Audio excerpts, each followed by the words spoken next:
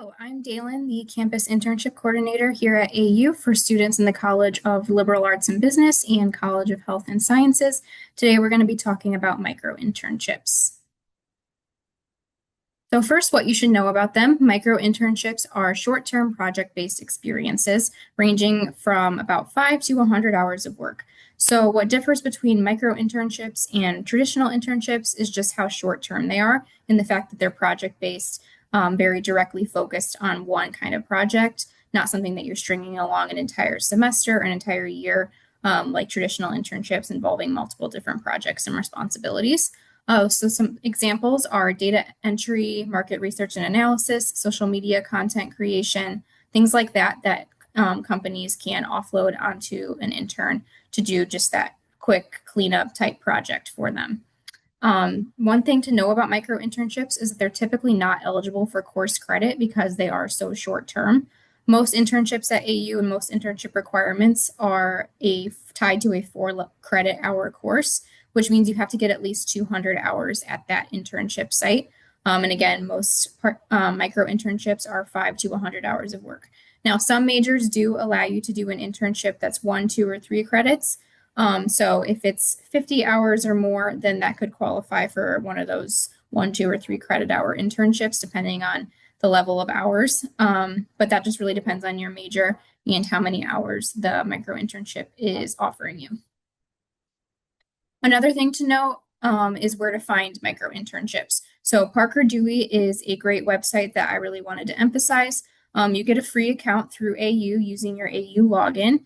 And it just houses all paid and remote micro internships. You open the website and right on that first page is the list of available micro internships in that moment. You don't have to search, filter, go to any different kind of pages or tabs. It's all right there on the home screen. And there's a very quick turnaround because they're so short term. So you could look one day and not see anything related to your major at all. The next week you could see a ton. So it really just depends on the moment. One thing you really want to do is just check it regularly, maybe once or twice a week, just to see what's out there. They're very competitive. They have a quick turnaround. They're all paid. They're all remote. And it's a really great opportunity to do things with companies that are across the country, even sometimes. You can see here, you could do finance for a company in Oklahoma. You could do social media for a company in Florida, which is really nice because you wouldn't necessarily think of that and you wouldn't really have access to that kind of opportunity otherwise. But Parker Dewey makes that really accessible for a lot of students. Where else you can find micro internships. So you don't always have to find them on Parker Dewey. They can be on any of the traditional internship and job boards like Handshake, LinkedIn, or Indeed. They're not always going to be labeled micro internships. It could just be posted as an internship or posted as a job, but because it's project based or because of the schedule, or maybe it's only like 5 hours a week, then it would be kind of considered a micro internship, even though they're not labeling it that. So it's really anything that's kind of less than 200 hours is what I would categorize as a micro internship.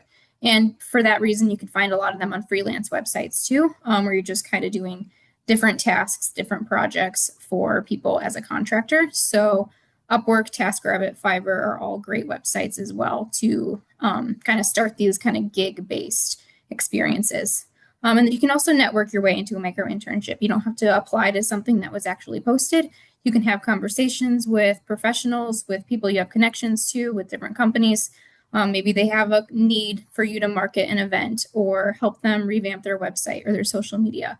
That could be a micro internship because it's just one singular project. And that can just come about through a conversation where you're talking about a need that they have or they're sharing a need that they have with you. And then that kind of turns into a position. Another quick thing I wanted to go over is the benefits of micro internships.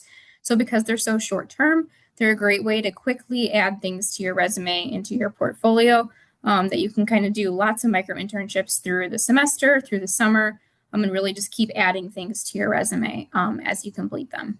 Micro internships also give you access to a variety of experiences. Again, because they're so short term and you're not committing to 6 months to a year with a company doing a role, you can kind of try out maybe market research, social media, market analysis, lots of different things where you're learning different areas in the field and figuring out what's a good fit for you. Micro-internships also offer a lot of opportunity for networking and connections because you're meeting so many different people, because you're able to do so many of them. And so you're just putting your foot in the door in a lot of different spaces. And then the possibility for a role to become long-term. It's another big benefit of micro-internships. Maybe you do the project so well for them, you enjoy it so much that they hire you on to do more similar projects for them or make a role for you because they really liked how you did a certain thing in that project. So it's again a great way to get your foot in the door and start building connections. So that's all I have for you in terms of micro internships. Again, my name is Dalen. I'm the campus internship coordinator. I can help you with micro internships, traditional internships, for credit, non-credit, anything like that, especially for students in the College of Liberal Arts and Business and the College of Health and Sciences. So let me know if you have any questions. Thank you.